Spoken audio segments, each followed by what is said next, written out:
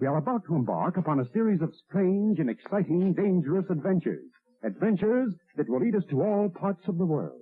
Hello and welcome to another Bad Comic Review. This time we're looking at Guardians of the Galaxy issue 4, legacy number 154. This is written by Donny, art by Geoff Shaw, David Curiel, colorist, VC's Cory, letterer, cover art by David Marquez and Dean White. Assistant editor was Lauren Amaro, editor Darren Shan, Jordan D. White, senior editor. This is part 4 of the final gauntlet of a 6-part story. And this felt like it was part 4 of a 6-part story because it's dragged out quite a bit for the trade paperback. Alright, so after the little mutiny last time, we get some more of Peter drinking, because he's now a raging alcoholic apparently. Groot's telling everyone what to do, and they've made it to find Gamora, and they just suddenly find her. She of course knows right where they're landing, because, you know, why look for anyone? Why actually have a hunt for someone when you're hunting for them? And she attacks them, but suddenly becomes frenzies when she sees Mr. Groot. Oh boy. And they're all mad at Rocket Raccoon, who did something, I don't know what, because it's never mentioned in the first 4 issues what exactly he did. I suppose I was supposed to read some other book, but they could at least tell me that I should go look that up. Instead, we just get a bunch of large panels that don't tell us anything. Well, then the ship is attacked. Oh yeah, Richard Rider shows up to not do anything particularly useful, and the Dark Guardians show up and attack, and of course we have to have heroes fighting heroes, and yeah, that goes on for a little while, and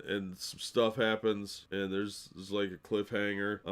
The general premise of this book is okay. The problem I have is there's a lot of forced swearing, which of course, as I've said before, I find incredibly lazy writing. If you can't use the swear word, it means nothing. So use your logrophics and it doesn't have the impact you intend it to. It's just lazy. And they use the phrase doing a thing like twice in here within a few pages of each other. It's really childish way of talking. It makes people sound very immature, and it's lazy. It's the way uneducated millennials speak, especially on Twitter. And it's not the way real people talk or grown-ups talk. So I don't like that. I thought it was very, very incredibly lazy.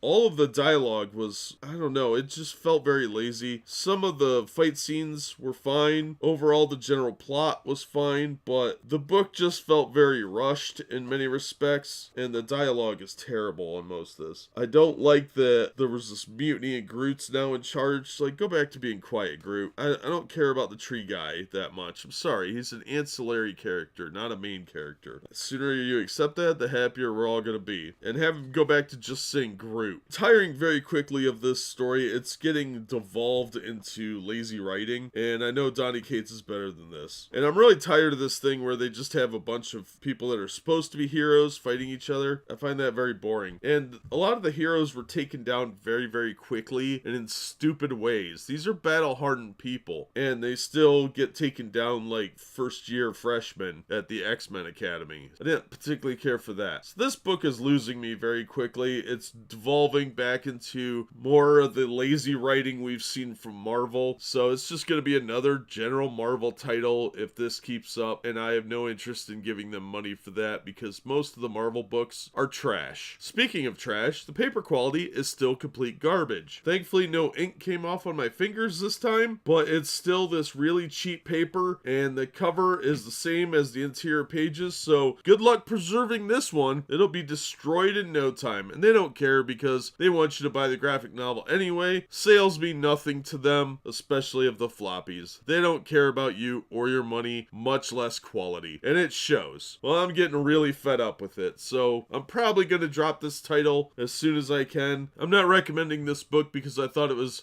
at best mediocre and at worst the beginning of a trash pile. Just another average Marvel book. Marvel means trash. But that's just my take. As always, thank you so much for listening and supporting the channel. If you enjoyed the video, give it a thumbs up and subscribe so you don't miss future reviews. Hit that bell for notifications, and if you want to support the channel in other ways, links are in the description and the about page, and we hope to see you on the next one.